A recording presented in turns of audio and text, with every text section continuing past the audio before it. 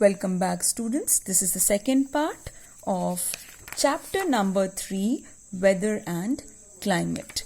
Now in this video we are going to talk about the elements of weather. So there are a number of elements which make up the weather. So they are, first it is temperature. So number 1, temperature.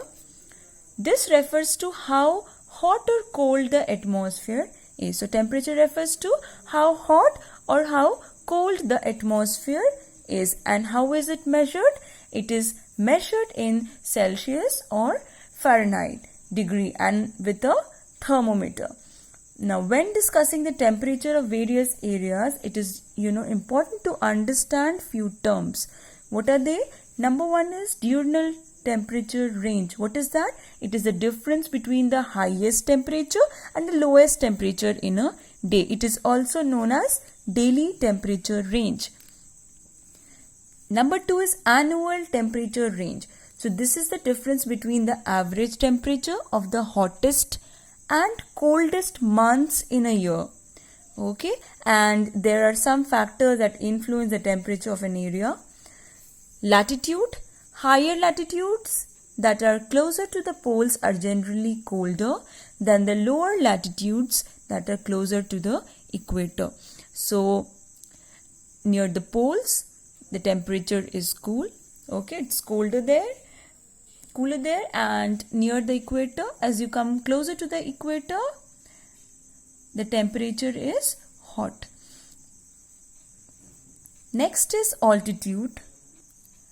Now for altitude, when we move from low altitude to higher altitude, the temperature decreases. Hence hill stations, they are cooler than plains. In the atmosphere, after every 165 meter increase in height, 1 degree Celsius temperature decreases, and this is known as normal lapse rate. So what is normal lapse rate?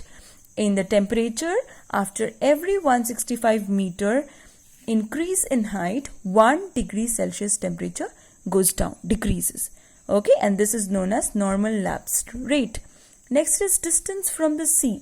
Now places which are located near the sea, they enjoy or they experience moderate temperature throughout the year because of the presence of, or because there the land and the sea breeze blows. Okay, while places located away from it experience extreme temperatures.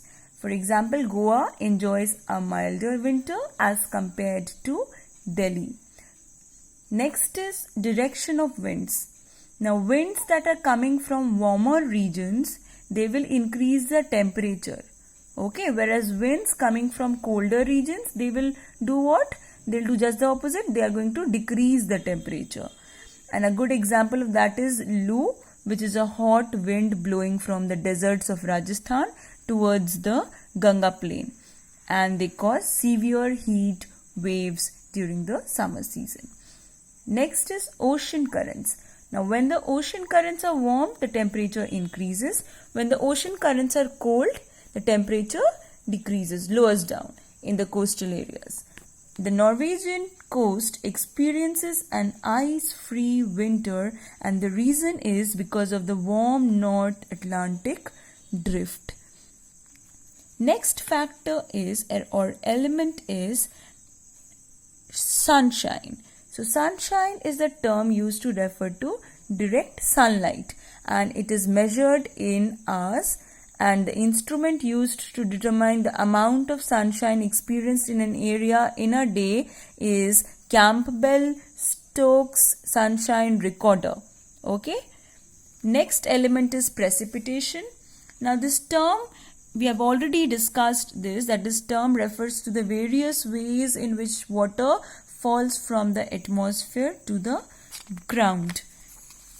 And this includes rain, snow, hail, and frost and dew are also forms of precipitation that occur in low temperature areas.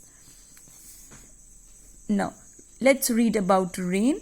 Rain is the single source of fresh water on earth, and it is a liquid form of water which falls on the earth in the form of what? So they fall in the form of droplets. When they are heavy enough, they fall due to the earth's gravity. And rainfall is measured in millimeters using a rain gauge. And in some areas, rainfall is seasonal, okay, while in others, it rains throughout the year. Next is snow. At higher altitude areas where the temperature is below the freezing point. Okay, so places which are situated at higher altitude, there temperature is below the freezing point, and the water droplets, they condense into solid particles, okay, and then they descend in the form of snow. Next is hail. Hail occurs when moist air rapidly ascends to the colder layers of the atmosphere, causing water droplets to freeze into ice pellets. Next is your frost. Now, frost is a thin white layer of ice. What is frost? It is a thin white layer of ice which is formed outside at night when the air temperature is below the freezing point of water. And lastly, dew. Dew, they are the small droplets of water that are formed on the surfaces of objects. For example, grass at night when the temperature is low, but not lower than 0 degrees Celsius, it is called dew. And it is specially found on plants early in the morning. Next element is atmospheric pressure.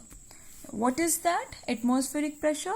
Now, this refers to the weight of the atmosphere pressing down on the Earth's surface. And how is it measured? It is measured in millibars, and the instrument that is used to measure atmospheric pressure is barometer. So, the instrument to measure atmospheric pressure is what? It is barometer. Now, low pressure is associated with rising air. We have already discussed this, which often results in clouds. Okay, so they form clouds and finally rainfall. High pressure is associated with descending air and fair weather. The atmospheric pressure on the Earth's surface, it varies due to number one, temperature. So when the temperature of air increases, what will happen? It rises upwards and then creates an area of low pressure. But when the temperature decreases, what will happen then? Then it gets heavier, settles down, sinks down, resulting in an area of high pressure. Number two, altitude. So we have read that air temperature is lower where? In higher altitudes. Hence, when the altitude gets higher, the temperature decreases. And what will happen with the pressure then? The pressure will then increase. Similarly, when the altitude is lower, temperature increases. As a result, it results in low pressure areas.